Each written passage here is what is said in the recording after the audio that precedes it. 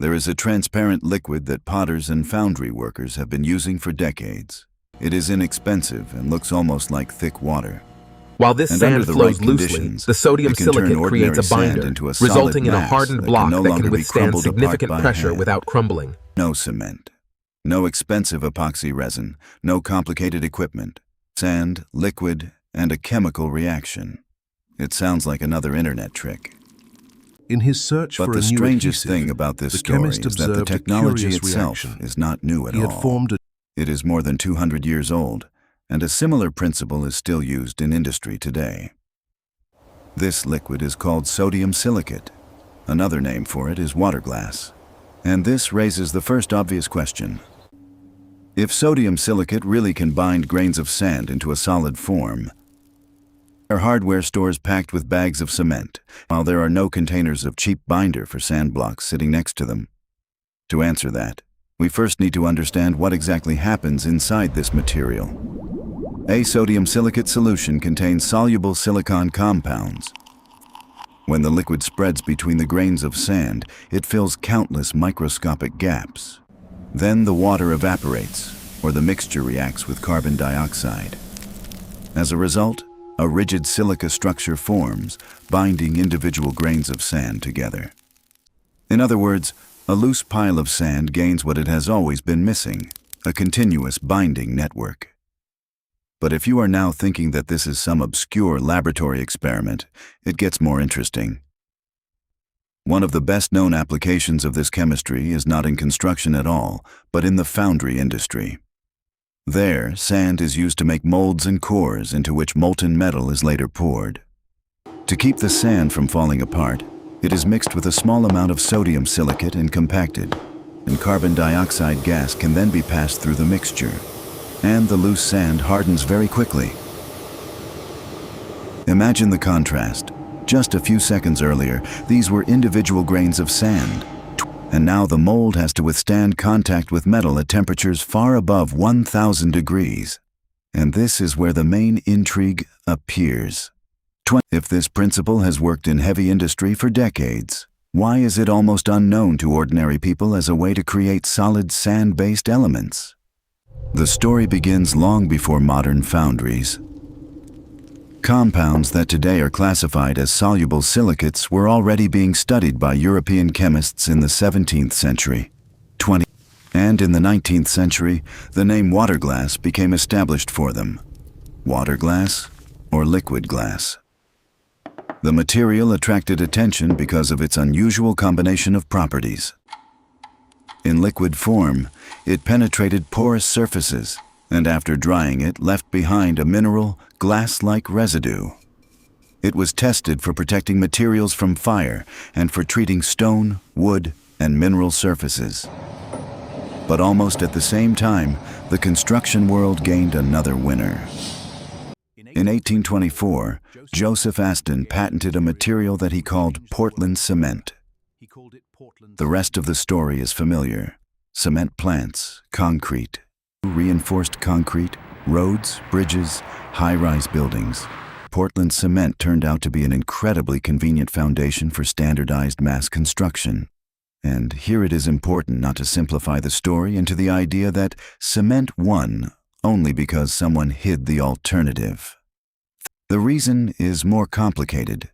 Cement can be manufactured with predictable properties, transported in bags, mixed with different aggregates, reinforced with steel, designed according to building codes, and used in an enormous range of structures. Sand bonded with sodium silicate has a different set of properties, but that does not make the principle itself any less interesting. On the contrary, it is precisely this difference that explains why one technology ended up everywhere, while the other remained mostly in specialized fields. Now for the most interesting question. How strong can a material based on a silicate binder actually be? This is where confusion often begins. On the internet, you can find claims that sand plus water glass is stronger than concrete. But this phrase often mixes together several completely different materials. There is foundry sand bonded with sodium silicate. There are concrete mixtures with silicate additives, There are geopolymer binders in which sodium silicate is used together with other activators and aluminosilicate raw materials. And their results are completely different. Some geopolymer formulations really can achieve strength comparable to good structural concrete or even exceed it. But that is no longer just a bucket of sand and a bottle of transparent liquid. And yet the simple experiment remains impressive. If you take clean dry sand, evenly distribute a small amount of sodium silicate solution through it, and compact it very tightly inside a mold, the particles begin to hold together after the binder hardens. The process happens especially quickly when treated with carbon dioxide. CO2 reacts with the silicate system, and a gel-like mineral bond quickly forms inside the mixture. That is why Foundry molds can gain rigidity almost immediately. Without CO2, the mixture can also dry and become hard, but the process is slower, and the final properties depend more strongly on the composition of the solution, humidity, the amount of binder, and the degree of compaction. If we imagine the simplest demonstration experiment, the logic looks almost primitive. Clean sand is taken, and enough binder is added to coat the grains with a thin sticky film, without turning the mixture into a liquid slurry. It is then placed into a rigid mold and carefully compacted. In Foundry practice, the amount of silicate usually makes up only a few % of the mass of the sand, because too much binder also worsens the properties. From there are two paths. The first is accelerated curing with carbon dioxide. Gas is passed through the compacted mixture, and rigidity appears very quickly. The second is to allow the water to gradually leave through drying. This is slower and less predictable, but it clearly demonstrates the principle without a complicated setup. After being removed from the mold, what you have is no longer a pile of sand, but a single, solid element. And this is the moment that looks almost impossible on camera. The block keeps its shape. It can be lifted by hand, while only recently those same particles were freely slipping through your fingers.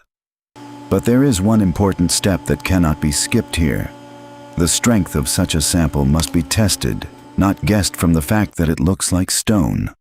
For a real load-bearing structure, appearance proves absolutely nothing. And this is where an important detail appears, one that spectacular videos often leave out. Hard does not automatically mean suitable for building a house. A material can resist compression extremely well while at the same time being brittle under bending or tension. Ordinary concrete behaves in much the same way, which is why serious structures require reinforcement.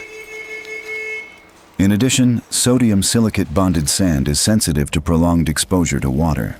Moisture can gradually weaken the bond, especially if the composition has not been specially modified or protected. So the idea of making a block in the evening and building a load-bearing wall from it the next morning is too bold. But now let us turn the question around. Does a material really have to replace reinforced concrete in order to be useful? This is where the technology becomes genuinely interesting. Small, non-load-bearing elements, decorative blocks, molds, garden structures, experiments with local aggregates, fire-resistant products. All of these are much closer to the realistic range of applications for such systems. Sodium silicate also plays an important role in modern research into alternative binders, especially in geopolymer materials. Instead of relying only on Portland cement, these systems activate raw materials rich in silicon and aluminum using alkaline solutions, among which sodium silicate is often present. And at this point, it is no longer just an interesting DIY experiment, but a serious reason to pay attention to this chemistry. The production of conventional cement is associated with enormous carbon dioxide emissions. Energy is required to heat the kilns, while additional CO2 is released directly during the decomposition of limestone. That is why researchers are looking for ways to at least partially reduce construction's dependence on traditional clinker. But there is another unexpected twist. Ordinary concrete does not work equally well with every type of sand. For example, very smooth and rounded grains of desert sand are often less suitable for conventional concrete mixes than more angular construction sand. Because of this, the phrase, There is endless sand in the desert does not mean that there are endless supplies of ideal concrete aggregate nearby. 5 alternative binders, however, are forcing engineers to take another look at materials that were previously considered inconvenient. 7. Not because sodium silicate magically turns any sand into a perfect building block, but because the mechanism that binds the particles together changes. And that is perhaps the most important idea in this entire story. Water glass is not a secret replacement for all cement. It does not eliminate building codes, calculations, reinforcement, moisture protection, or testing, but it shows something more interesting. A material that looks completely useless in one technological approach can become valuable if you change the binder and the chemistry of the process itself. And that is why the strange part of this story is not that someone spent 200 years hiding a bottle capable of destroying the cement industry. The strange part is something else. A technology that foundry workers and chemists have used for a long time is almost unknown to most people outside those professions. We are used to looking at sand as a filler, rather than as a material whose structure can literally be rebuilt through chemistry. And if at the beginning of this video you thought this was simply about a cheap liquid that costs a few dollars, it is now clear that what happens between the grains of sand is far more interesting than the bottle itself. The sand remains sand. Only what holds it together changes. And sometimes, such a small substitution can completely change what a material is capable of.